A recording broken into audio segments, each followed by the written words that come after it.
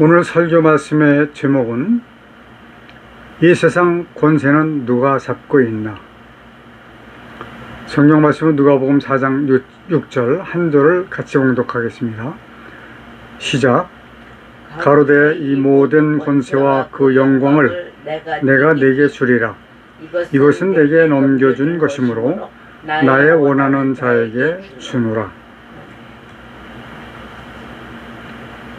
그동안 7년여 동안 120여 분에게 보내드렸던 예배문과 예배 유튜브 영상은 몇 년 되지 않았지만 지금은 중단하고 있습니다. 그 이유는 이렇게 보니까 17년 됐어요. 이 성경을 고치고 찬양을 고치겠다라고 생각을 하고 추진을 해온 그 시간이 17년이 되었더라고요. 정말로 세상에서 가장 중요한 일이라고 이야기를 할 수가 있을 만한 이 일을 감당하기 위해서 예배문을 보내드리는 일을 중단을 하고 몇 분은 그 예배문으로 예배를 드리는 분들이 계시기 때문에 교회를 가지 않고 예배를 드리는 분들이 계시기 때문에 그 몇 분에게는 보냅니다. 자, 지금 금방 말씀을 드렸지만 아주 중요한 일이다. 이 중요라고 하는 그 말씀이 내게만 중요한 것인가? 그렇지는 않습니다. 제게 중요한 거는 사실 그렇게 큰 일이 될 수가 없어요. 모든 교인들에게 중요하고 또 모든 목회자들에게 중요하고 이뿐만 아니라 세상 모든 사람들에게 중요한 일이 분명하기 때문에 그런 겁니다. 우리 모든 사람들에게 중요한 일이기 이전에 하나님께 정말로 중요한 일이다 라고 저는 강하게 주장을 합니다. 왜냐하면 성경을 만들 때에 번역을 할 때에 사람들이 번역을 한 거예요.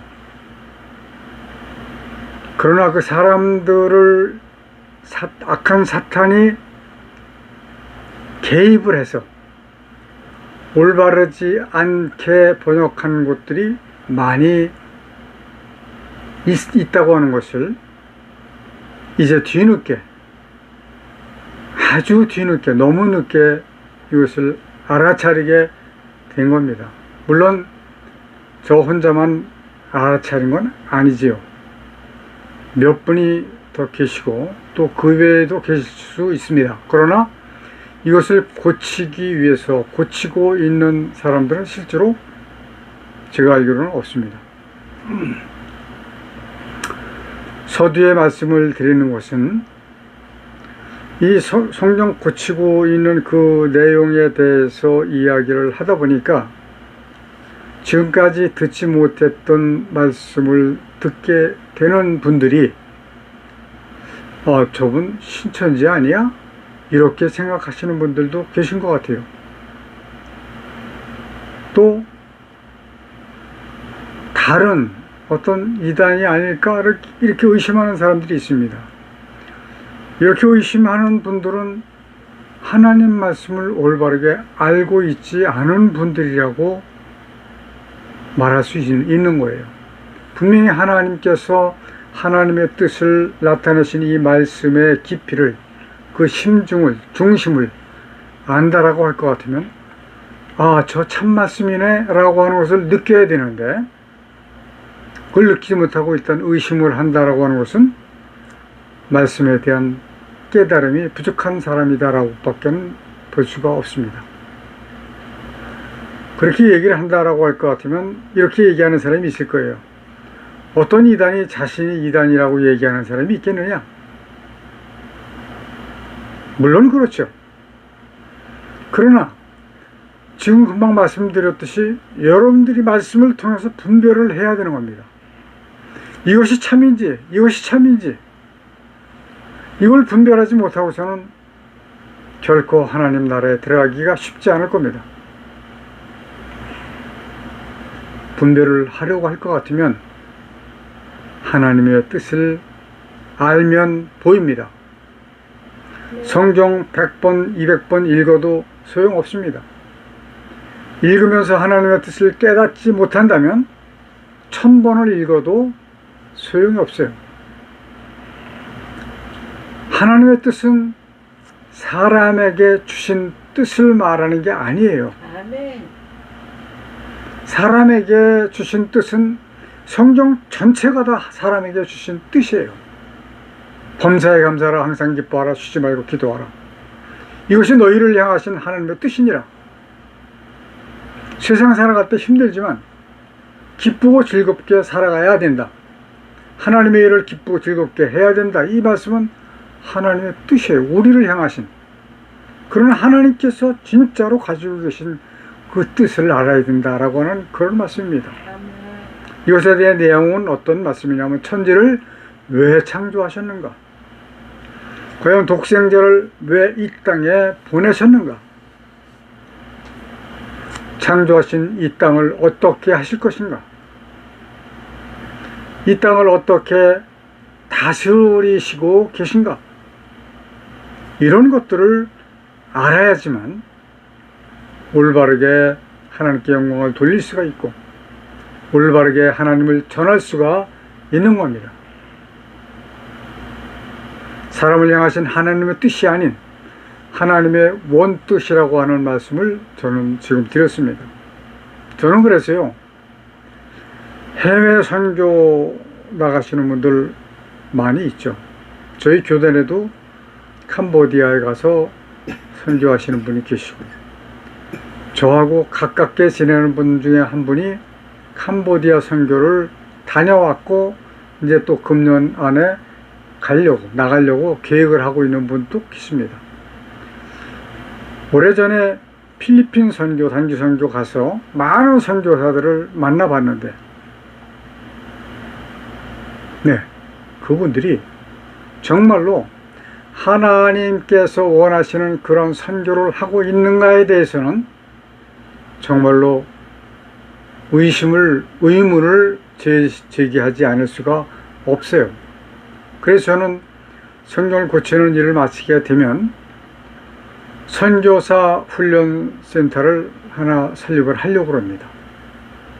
그래서 정말로 구원을 시킬 수 있을 만큼 선교를 하는 선교사로 만들어서 보내려고 하는 거예요. 이 일을 위해서 여러분들이 함께 기도해 주시기를 바랍니다. 네.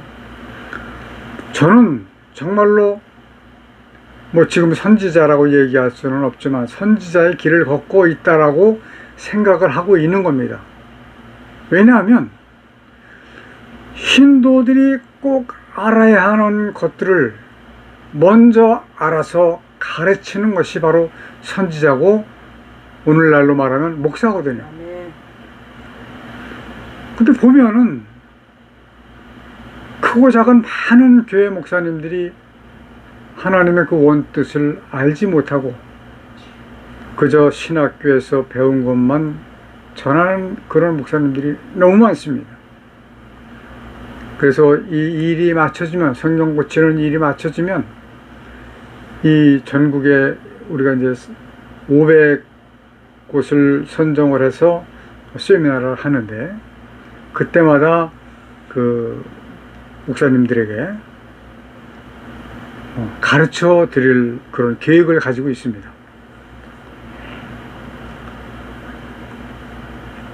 신도들이, 성도들이 꼭 알아야 하는 것들을 먼저 알아서 가르쳐서 알게 하는 자가 목사라고 말씀을 드렸습니다.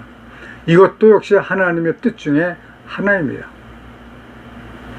저는 다만 목사가 꼭 깨달아야 하는 깨달음의 은혜를 먼저 받은 몇 분 되지 않은 목사 중에 하나라고 저는 말씀을 드리고 싶어요. 이걸 여러분들이 좀 알아주셨으면 좋겠습니다. 이것을 이해하시지 못하면 제가 설교하는 이 말씀에 대해서 수긍하기가 쉽지가 않기 때문에 그런 겁니다. 어떤 분은 그렇게 얘기를 해요. 정교신학대학에서 공부를 했느냐? 또 유학을 가서 박사학위를 받았느냐? 뭐 이런 것들을 따지는 분들이 상당히 많이 있습니다. 저는 그렇게 하지 않았습니다. 다만 저는 여러분께 말씀을 드릴 수 있는 것은 하나님을 정말로 깊이 알아가기에 총력을 기울이면서 신앙생활을 하고 있는 정통, 그냥이 아니라 정통 청교도에서 수학을 했다. 물론 일반 신학도 했지만 이 청교도에서 배운 것이 큰 힘이 되었습니다. 이러한 과정에서 정말 중요한 성경 말씀을 깨닫게 해주신 것이에요. 저는 오늘 이 설교를 하기에 정말 고민 많이 했습니다. 왜냐하면 우리 집안에 손아래 조카가 전화를 했어요, 제게. 이 조카는 그동안 7년여 동안 예배분을 보내고 또 유튜브 영상 예배를 보내주던 그런 사람이었습니다. 전 큰 교회 안수 집사예요. 자, 그렇다고 하면은 이런 질문이 나오겠죠. 교회 잘 다니고 있는 안수 집사에게 예배문과 예배 영상을 왜 보내느냐? 내 설교 좀 들어달라고요? 절대로 아닙니다. 교회에서 듣는 설교만 해도 아주 쏟아집니다. 포화 상태예요. 그런 것을 잘 알고 있는 제가 그 설교를 잘합니까? 재미있게 합니까? 웃기면서 합니까? 딱딱하잖아요. 무겁잖아요. 이런 설교 들어달라고 제가 보내야 하는 거 아닙니다. 조카와 조카의 가족들이 하나님을 알고 나서 거듭나서 구원받게 되게 하기 위해서 보내는 겁니다. 왜냐하면 그 교회 큰 교회지만 그 교회에서 거듭나기가 어렵기 때문에, 어려운 현상을 제가 알기 때문에 그런 겁니다.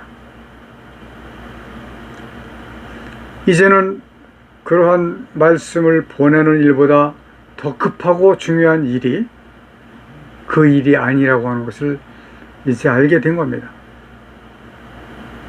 하나님을 올바르게 알게 되기에 어렵게 된 그 근원을 고치는 일이 더 급하고 중요한 일이 되었다라고 말씀을 드리는 겁니다. 그것은 무엇이냐? 성경과 찬송가의 잘못된 번역과 가사라고 하는 것입니다. 이제 6월 말까지 찬송가 645장을 다 고치기 위해서 애를 쓰고 있습니다. 지금으로 보면 크게 이상은 없을 것 같은데 어쨌든 열심히 하고 있습니다. 이 조카는 옛날부터 워낙 바쁘게 살았어요. 이번에 통화를 하면서 첫 마디가 날씨가 너무 더워졌다고 하면서 힘이 든다라고 얘기를 해요.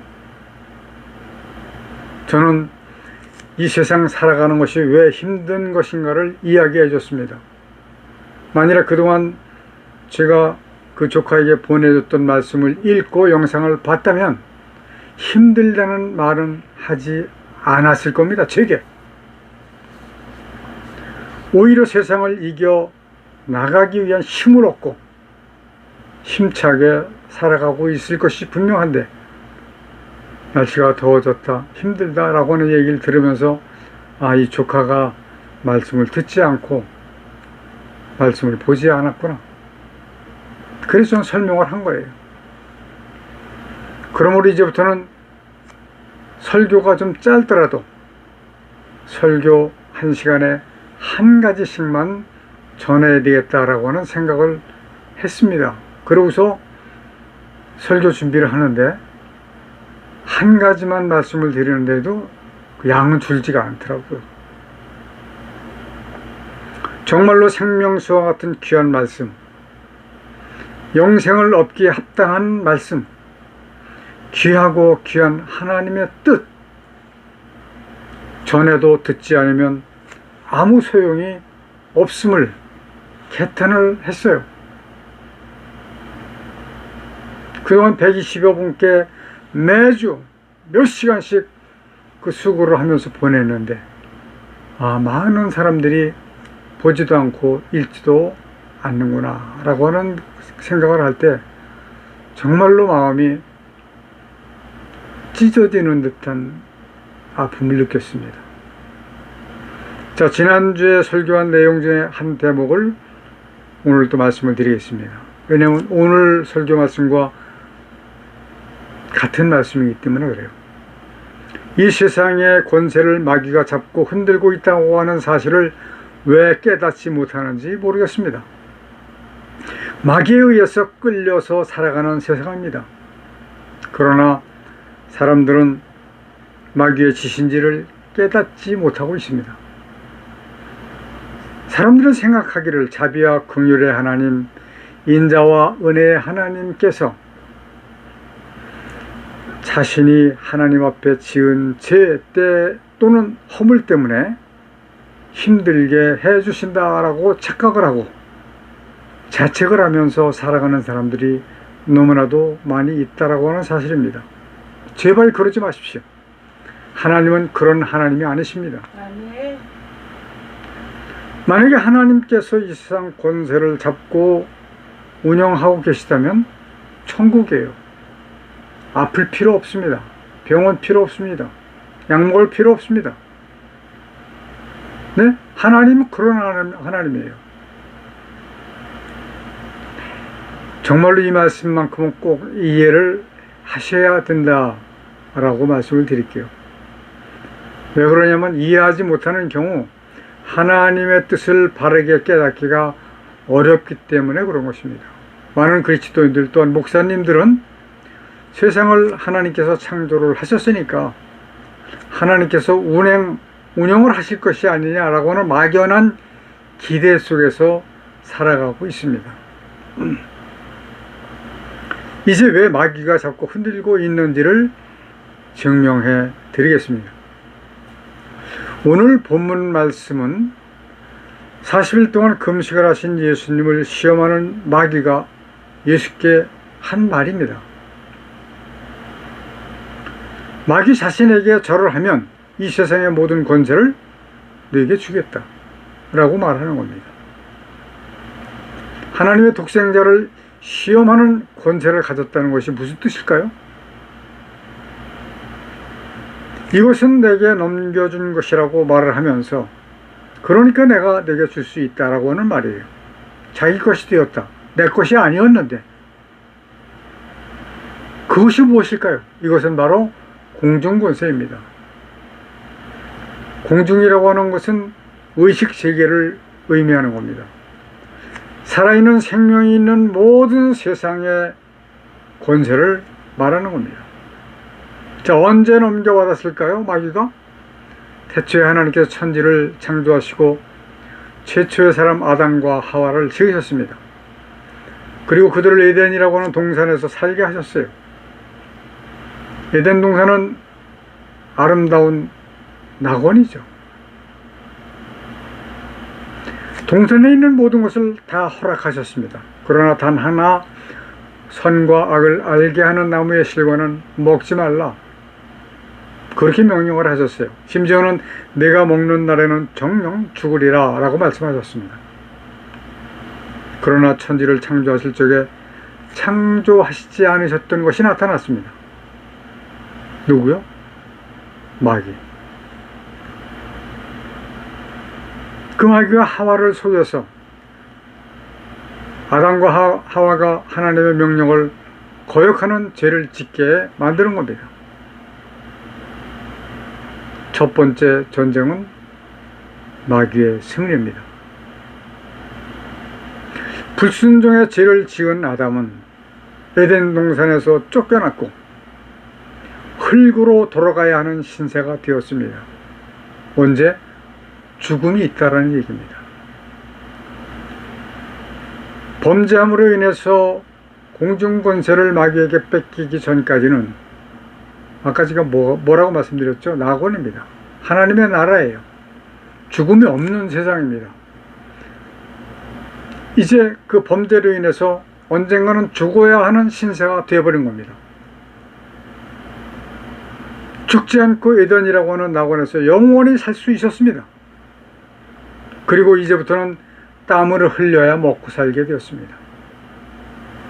자, 배가 고프면 어디를 가나 먹을 것이 있어서 먹고 싶은 거 그냥 먹으면 되는데 이제부터는 땅을 갈고 땀을 흘려야지만 먹고 살도록 그 벌을 받은 겁니다. 하와, 여자는 해산의 고통을 갖게 되었어요. 오늘날도 많은 사람들이 자녀를 낳을 때마다 고통 중에 낳습니다. 마귀에게 이용을 당한 뱀은 배로 다니는 천한 미물로 저주를 받았습니다.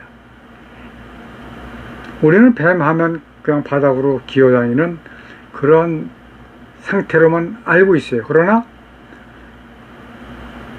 마귀에게 이용을 당하기 전까지는 아마 뱀도 서서 다녔던 것 같습니다. 그런데 이 엄청난 사건의 주체자 마귀는 과연 어떻게 되었을까요? 멸망이 그 앞에 있게 되었습니다.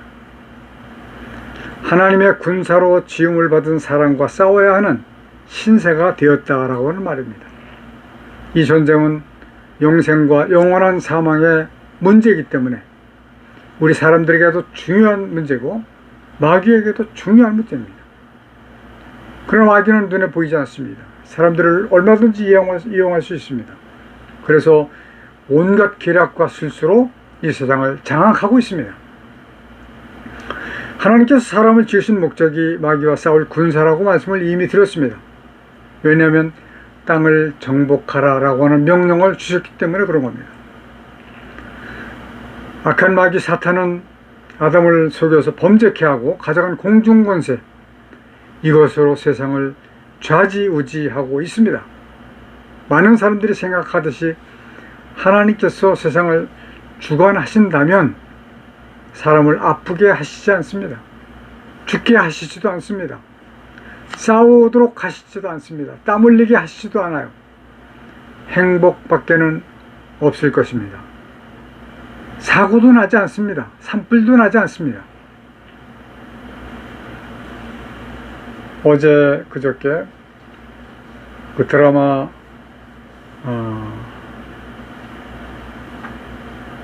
제목이 뭐죠? 김사부를 봤는데요. 산불이 나가지고 물론 그건 드라마긴 하지만 실질적으로 그런 현상들이 많이 나타나고 있을 수 있습니다. 많은 사람들이 정말로 어제는 뭐 상상을 초월할 만한 그런 배에다가 나무가 꽂혀가지고 들어오는 사람도 있었어요. 산불도 나지 않습니다.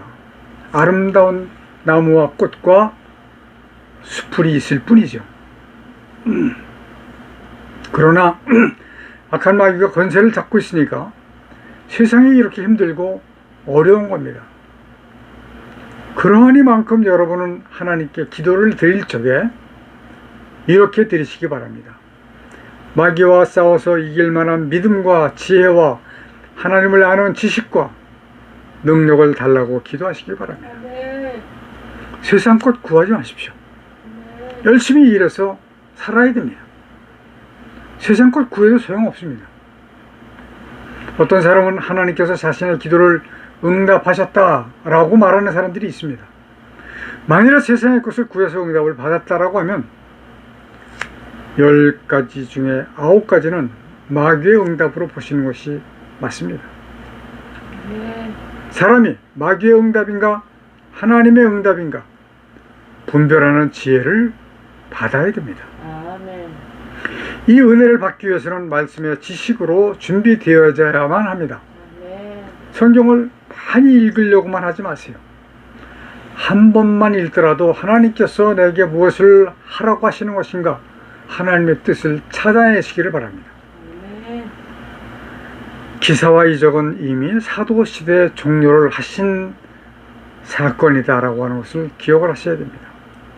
사랑하는 성도 여러분, 세상을 살아가는 동안에 하나님의 은혜로, 성령님의 함께 하시는 은혜로 아멘. 마귀의 세력을 이기시고 아멘.